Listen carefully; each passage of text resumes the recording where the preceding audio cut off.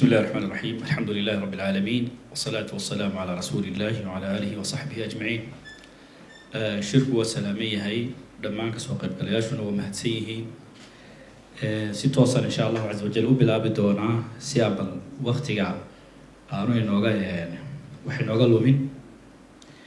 بوغن ورطم سادو أركتين مقعيسة وحي هذا ملعسي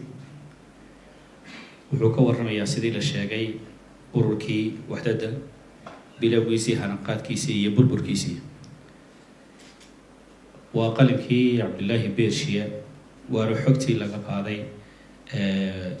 doctor maxamed cabdi daawud buugga haddii si guud loo eego waa 158 bog waa haddii laga reebo lifaaqa haddii lagu darana waa 162 bog marka buuga hoos loogu tago ama haddii laga reebo xashadaha hore ee hordhaca sida tusmada iyo afeefta iyo mahadnaqa iyo araarta wuxuu iyo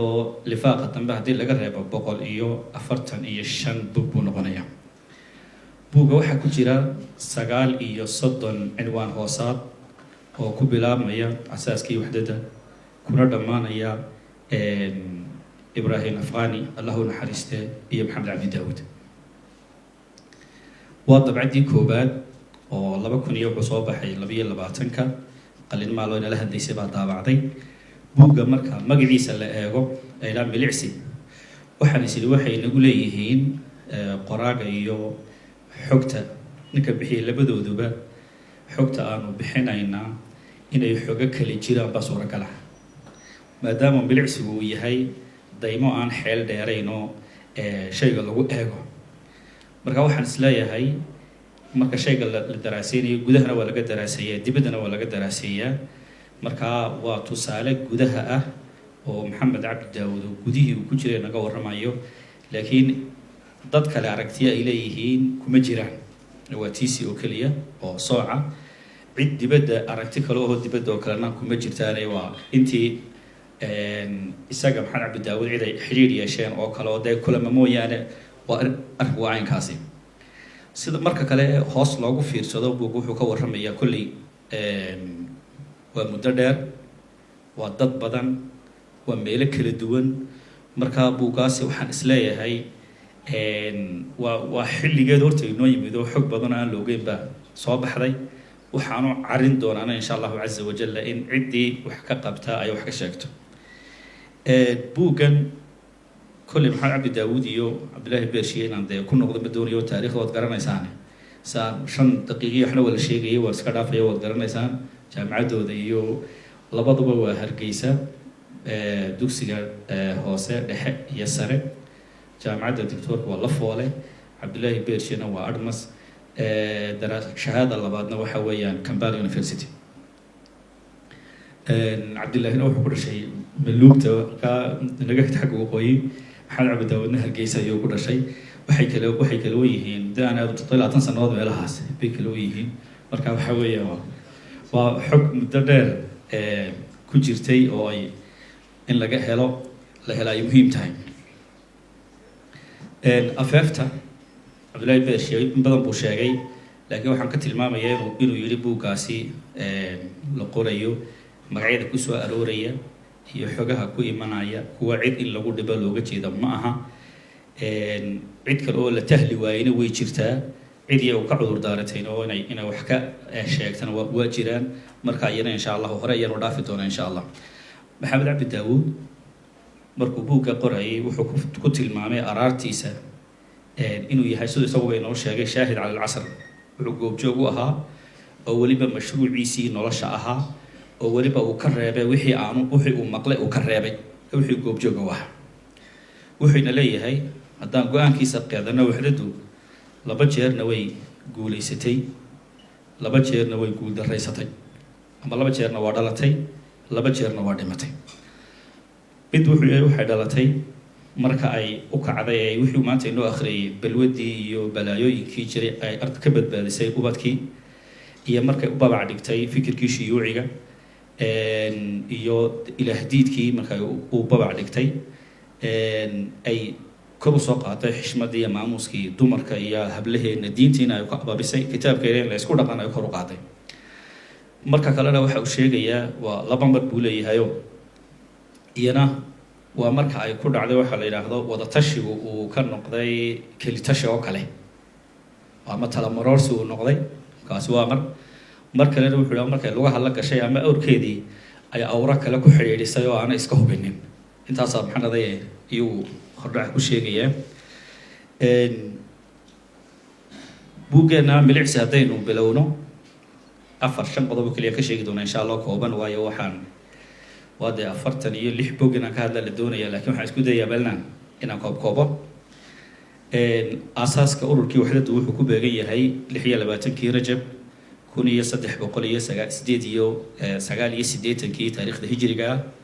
oo ku beeg habeen micraaja oo ku beegnaa 8 bishii 10 1969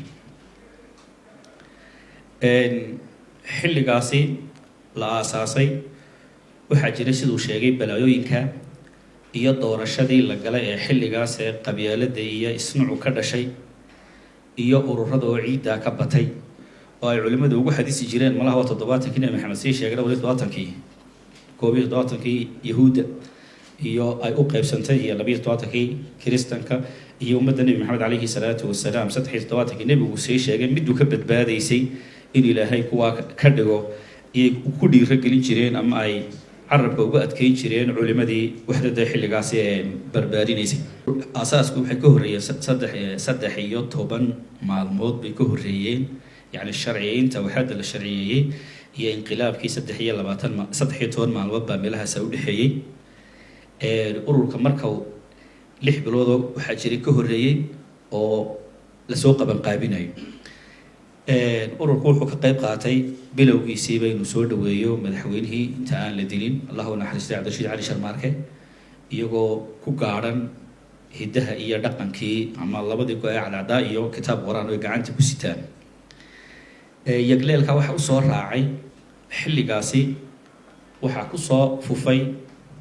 markii dawladda ay kacaankii qaatay hanti wadaagga iyo cilmiga ku dhisnaa sida ay sheegeen fikiradii cuslaa ee hawsha badnaa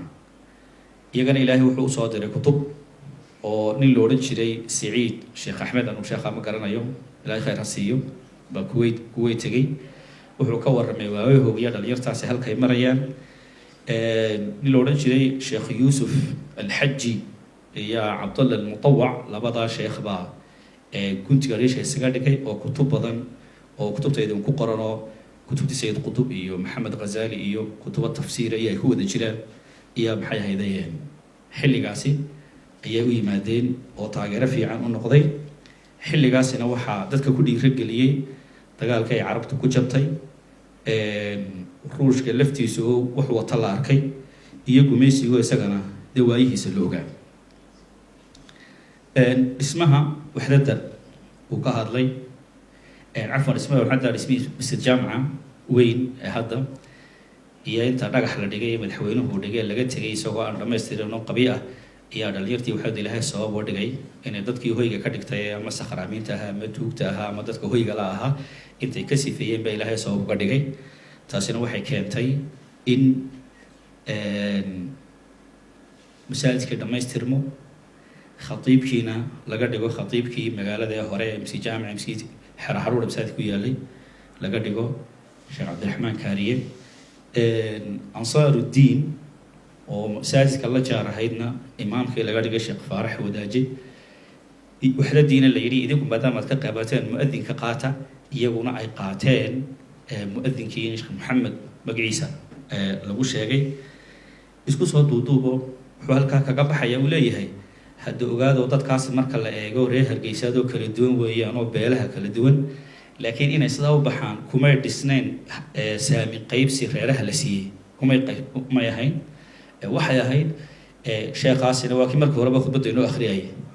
culimaduna halkaas ay ka dhawaayeen Ansaaruddin ku yaga meesha ku dhawaa waxaaduna dhalinyar ka qayb qaadatay bay ahayn ma yahayn in loo deegaama eegay ma yahayn oo xanaday loo kala la yiri saami qaybsi lagu xiro waxba insha Allah badan inoo ma harin xeerka waxdadu ama haykalka uu qaybku u dhisnaa xeer wasaadkiisu aad buu u fududaa oo wax culaysihi kama jirin markaa guddoomiyaha iyo ku-xigeenkiisa oo guddoomiyuhuna golaha shuuradana uu gacanta ku hayo iyo laba amiiru almacrifa walthaqaafa iyo amiiru shabaab intaasaabay ahaayeen ku dhisnaayeen ugu dambays 75 iyo hablaha dib loo qoray marka hablaha 4 sano hore waxay horta hirjooga la yidhi sanadka 75 iyo hablahana la qoray dadna waxa ku xigtay inay rag iyo burca iyo u kala baxaan berbera iyo buurama iyo inuu khayrkoodii faafo waxaan kaga baxaya insha Allah azza wajal waxaad fooqeedii hadii baa yar xoogaysatay xorriyad bay yar haysteen baa la xilligaa iyagu ay marka loo eego meelo badan oo Soomaaliya kamida xorriyad baa la haystay isagoo inqilaabkii dhacay waxyaalihii ay qabatay ku talaabsatay waxa kamid ahaa in la yiri madaxweynuhu yiri marka madaxweynaha inqilaabku yiri Maxamed Siyaad Barre yiri qaab maamulka ay isku raacayna ka soo tala bixiya deedna warqad ay u qoreen ay ku cadeynayaan kuna codsanayaan kulana talinayaan inuu diinta Ilaahay dalka lagu xukumo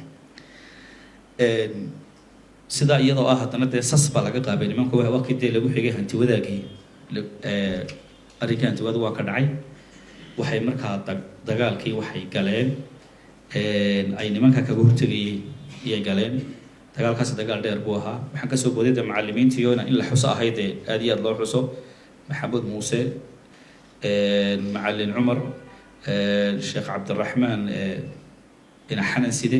adoo ilaa 6 qof baa ku xusanoo macallimiintoodii buuga laga helaya waxaynu ku soo gabagabeynaa waxaad marka laga tago inay ku hortageen tiimamkii Damarcus iyo Furwiid iyo qolooyinkii magada farada ka hadlameynay inay ku hortageen iyaga culayskii soo food saaray baa ku gabagabeynaa ahaa maxay dawladii kacaanku nimankii halka isla mareen horta kolka horeba si qurux badan buu tilmaamo sas bay ka qabtay iyo yiri deedna waxa loo diray qolooyinkii dadka daba gali jiray maxaa loo oran jiray kuwii guul wadayaashii balooyinkii oo dhan marka sida loo daba gurayaa si qarsoon iyo si muuqata labadaba way ahayd marka waxa kaga baxaya qisada uu ka warramay uu yiri bila rafle oo magaalada haysta iyo xaruntoodii oo ka soo horjeeday masjid jaamica oo fooq ay 10 ku dhigayaan iyo ugu soo galay abaan jimce isagoo doonay waxaan ay dhigayaan iyo waxa loo sheegay inuu ku gungaaro